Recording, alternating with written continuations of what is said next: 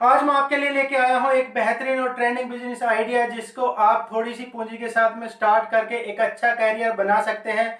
अगर आपको खाने पीने के काम में इंटरेस्ट है और आप इसमें कैरियर बनाना चाहते हैं तो क्विक सर्विस रेस्टोरेंट यानी फास्ट फूड रेस्टोरेंट आपके लिए एक बेहतरीन ऑप्शन हो सकता है, क्योंकि ये आज के टाइम का ट्रेंडिंग बिजनेस मॉडल है जिसकी डिमांड दिन प्रतिदिन बढ़ती जा रही है और आगे आने वाले टाइम में उम्मीद की जा रही है कि ये काफ़ी ज़्यादा ग्रो करने वाला है। साथ ही ये प्रॉफिटेबल और स्केलेबल बिजनेस है, क्योंकि फूड इंडस्ट्री 200 से 300% प्रॉफिट मार्जिन पर काम करती है और आप इसको जितना चाहे उतना एक्सपेंड कर सकते हैं, जितनी चाहे उतनी ब्रांचेज खोल सकते हैं, जितनी चाहे उतनी फ्रेंचाइजीज खोल सकते हैं। तो अगर आप रेस्टोरेंट चला रहे हैं या नया रेस्टोरेंट खोलने की तैयारी कर रहे हैं, खोलने के लिए सोच रहे हैं, तो ये वीडियो आपके लिए बहुत इंपॉर्टेंट है, क्योंकि आज मैं यहाँ पर आपको 10 पावरफुल स्ट्रेटेजी देने वाला हूँ जिनको इम्प्लीमेंट करके आप अपने करियर को नई ऊंचाइयों पर ले जा सकते हैं। तो स्टार्ट करते हैं इंटरेस्ट से। किसी भी काम को स्टार्ट करने के लिए आपका उसमें इंटरेस्ट होना बहुत जरूरी है। कहीं ये तो नहीं कि आप किसी और को देख के ये काम शुरू करना चाहते हैं, क्योंकि काफी बार ऐसा होता है कि लोग दूसरे को देखकर काम करने की सोचते हैं कि वो उसने ये काम किया था, उसने काफी ज्यादा ग्रोथ की है, काफी अच्छा उसका काम चल गया, तो मैं भी ये काम कर लेता हूँ। लेकिन ये तरीका गलत है, क्योंकि आपको खाली उसकी भीड़ दिखाई दे रही है, उसकी ग्रोथ या उसकी इनकम आपको दिखाई नहीं देगी। आप कभी भी कैलकुलेट नहीं कर पाएंगे एग्जैक्टली वो कितना कमा रहा है, क्योंकि काफी बार ऐसा होता है कि हमारी सेल तो ज्यादा होती है लेकिन हमारा प्रॉफिट मार्जिन बहुत ही थोड़ा सा होता है। इसलिए मेरी आपको एडवाइस है कि आप दूसरे को देखकर काम ना करें, आप अपने इंटरेस्ट के हिसाब से करें।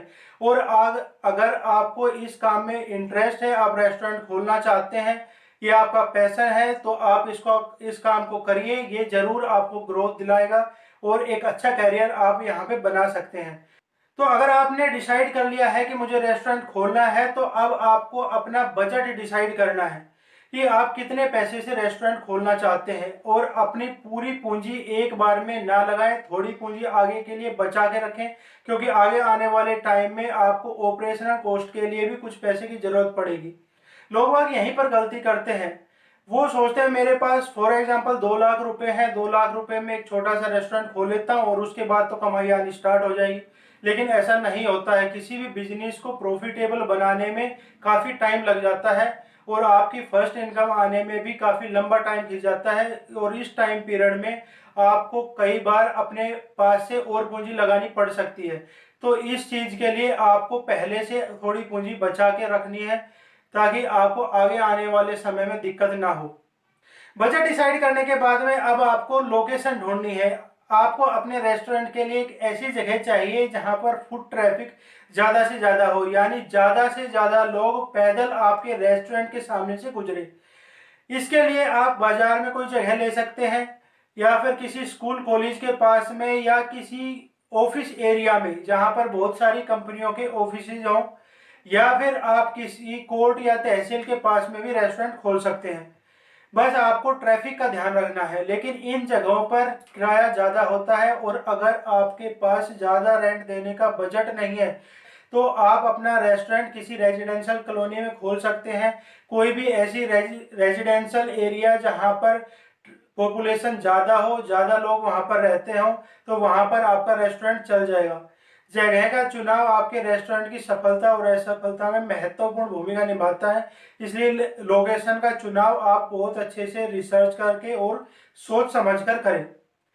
लोकेशन सेलेक्ट करने के बाद में अब आपको अपने एक्सपेंसेस देखने हैं। आपको अपने रेस्टोरेंट का इंटीरियर आपकी लोकेशन के हिसाब से बनाना है। जैसे आपके कस्टमर है वैसे ही आपके रेस्टोरेंट का इंटीरियर होना चाहिए, क्योंकि इंटीरियर का कस्टमर पर काफ़ी ज़्यादा प्रभाव पड़ता है। लेकिन अगर आपके पास में बजट ज़्यादा नहीं है तो आप किचन इक्विपमेंट सेकेंड हैंड ले सकते हैं। सेकेंड हैंड इक्विपमेंट्स आपको आधे से भी कम कीमत पर मिल जाएंगे और आपका बजट भी डिस्टर्ब नहीं होगा। आपका रेस्टोरेंट तैयार हो चुका है। अब आपको अपना मेनू डिसाइड करना है।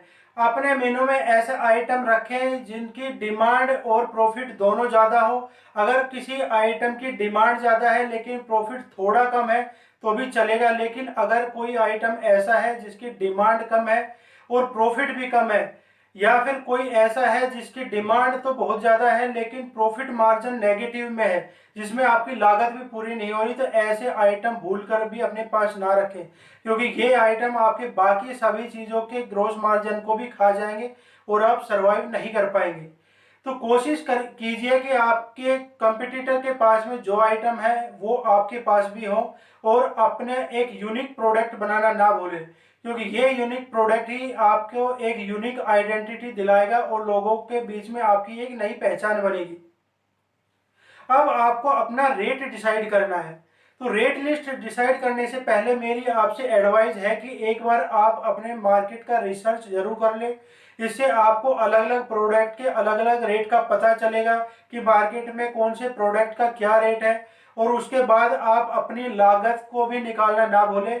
अपनी लागत को अच्छे से कैलकुलेट करें, पूरा रिसर्च करें, उसके बाद ही अपना रेट डिसाइड करें, क्योंकि अगर आप रेट कम रखेंगे तो आपका मार्जिन कम हो जाएगा और आप एक्सपेंड नहीं कर पाएंगे, और अगर आपने रेट ज़्यादा रख दिए तो लोग आपके पास आएंगे नहीं, आपका कस्टमर बेस कम हो जाएगा। इसलिए रेट एकदम सही होना चाहिए, जो ना तो ज़्यादा हो और ना ही कम हो। अगर आप गलत रेट डिसाइड करते हैं तो बार बार आपको उसको चेंज करना पड़ेगा और इससे आपके कस्टमर पर काफ़ी बुरा प्रभाव पड़ता है। आपका रेस्टोरेंट स्टार्ट हो चुका है, अब आपको अपने वेस्टेज पर ज़्यादा से ज़्यादा ध्यान देना है, क्योंकि स्टार्टिंग में सेल ज़्यादा नहीं होती है, कस्टमर आपके कम होंगे, तो आपको आइटम भी उसी के हिसाब से ही बनाने हैं। अगर आपने ज़्यादा खाना बनवा दिया और वो बिका नहीं तो ख़राब हो जाएगा और वो आपको फेंकना पड़ेगा, जिससे आपको लॉस होगा। तो अपने खर्चे को मेंटेन रखने के लिए आपको वेस्टेज पर ध्यान देना है, और अपने शेफ तथा दूसरे वर्कर्स को भी इसके लिए इनकरेज करें और उनको हो सके तो वेस्टेज मैनेजमेंट की ट्रेनिंग भी दिलाएं। वेस्टेज के साथ साथ अब आपको अपने हाइजीनिक इन्वायरमेंट को भी मेंटेन रखना है।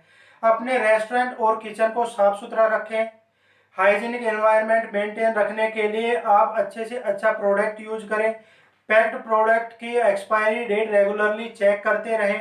अगर कुछ आइटम खराब हो रहा है, कोई सामान खराब हो रहा है, तो उसको डिस्ट्रॉय कर दें, क्योंकि अगर आपके खाने की वजह से किसी को फूड पॉइजनिंग हो गया तो मार्केट में आपका नाम खराब हो जाएगा, और नाम बनाने में सालों लग जाते हैं लेकिन खराब करने के लिए एक दिन ही काफ़ी है। इसलिए आप कोशिश करें कि आपके यहाँ से कोई कंप्लेंट ना आए और आपका इन्वायरमेंट एकदम साफ सुथरा, नीट एंड क्लीन रहे। अब आपको ध्यान देना है मार्केटिंग पे। मार्केटिंग किसी भी टाइप के बिजनेस के लिए बहुत इंपॉर्टेंट है, और काफ़ी सारे लोग सब कुछ ठीक ठाक करने के बाद भी यहाँ पर मार खा जाते हैं, क्योंकि वो मार्केटिंग के लिए बजट निकाल के नहीं रखते, क्योंकि लोग बाग इसको वेस्ट ऑफ मनी समझते हैं, लेकिन ऐसा नहीं है। मार्केटिंग किसी भी टाइप के बिजनेस के लिए बहुत ज़रूरी है।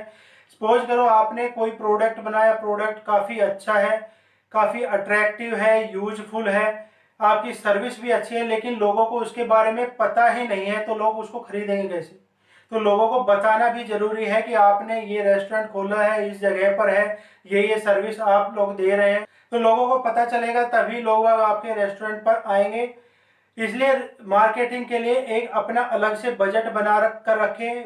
मार्केटिंग अलग अलग टाइप से हो सकती है, ऑनलाइन और ऑफलाइन, सबके अलग अलग तरीके हैं। अपने हिसाब से आप चूज करिए कि आपके कस्टमर बेस के लिए किस टाइप की मार्केटिंग आपको सूटेबल है, कौन सी मार्केटिंग आपको सही रहेगी जिससे आपके कस्टमर ज़्यादा से ज़्यादा बढ़ सके।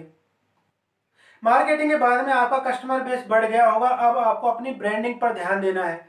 आपके हर आइटम, हर प्रोडक्ट पर, हर एड कैंपेन में, हर पोस्टर में आपके ब्रांड का नाम और लोगो होना बहुत जरूरी है। इससे रिकॉल वैल्यू जनरेट होती है। साथ ही लोगों को बताएं कि आपके रेस्टोरेंट में क्या यूनिक सर्विस मिलती है, लोग बाग क्यों आपके रेस्टोरेंट पर आए। साथ ही पैकेजिंग पर भी ध्यान देना बहुत ज़रूरी है। अच्छी पैकेजिंग से आपकी ब्रांड वैल्यू बढ़ेगी, क्योंकि पैकेजिंग लोगों को काफ़ी ज़्यादा अट्रैक्ट करती है। कई बार आपने देखा होगा कि हम कोई एक आइटम लेने के लिए दुकान पर जाते हैं, लेकिन दूसरे आइटम की पैकेजिंग हमको इतना अट्रैक्ट करती है कि हम उसको भी साथ में खरीद के ले आते हैं। इसलिए आपको अपनी पैकेजिंग अट्रैक्टिव बनाने की कोशिश करनी है। तो आज के लिए बस इतना ही। उम्मीद करता हूँ कि ये वीडियो आपके कैरियर को बूस्ट करने में आपकी मदद करेगी। मिलेंगे अगली वीडियो में कुछ और नए टॉपिक्स और इम्पोर्टेंट टिप्स के साथ में। तो be safe, be happy. Thank you so much.